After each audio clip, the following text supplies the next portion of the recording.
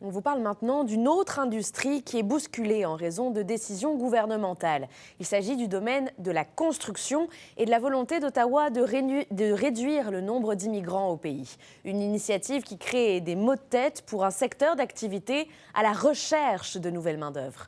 Babatunde Lawani. Atgur Deep Singh est originaire de l'Inde. Muni d'un permis de travail et doté d'une expérience dans la construction, il est à la recherche d'un emploi dans cette entreprise spécialisée dans le domaine.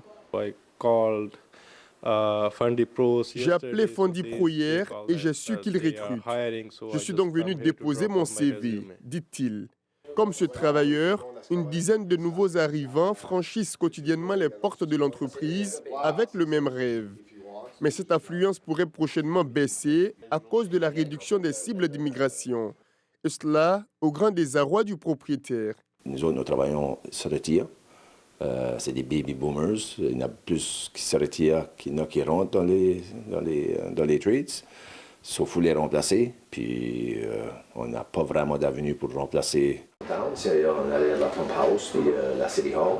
Ça, c'est des condos. Avec ses effectifs, l'entrepreneur a bâti plusieurs édifices à Moncton et compte actuellement une cinquantaine de chantiers actifs à travers la province.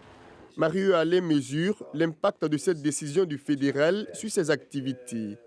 Ça prend du monde pour délivrer ces produits-là aux acheteurs. La demande est très élevée et la supply commence à descendre. Ce n'est pas une bonne formule pour du succès, ça. Et ce tableau est loin d'être un cas isolé au pays. Oui, c'est un problème majeur où on doit faire face à ça à travers toutes les provinces. Pour l'Association canadienne de la construction, la solution immédiate à cette pénurie de travailleurs est et demeure l'immigration. Mais l'organisme croit que des efforts à long terme peuvent permettre de résorber le problème.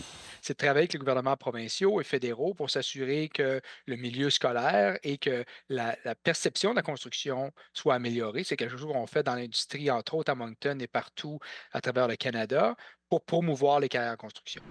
Pour ce secteur, le départ à la retraite de près de 300 000 travailleurs d'ici les 10 prochaines années, soit 20% de toute la main-d'œuvre au Canada, constitue une menace majeure. Une menace qui, pour Fondi Pro, pourrait se traduire par des refus de nouveaux marchés. Ici, Babatunde Lawani, Radio-Canada à Dieppe.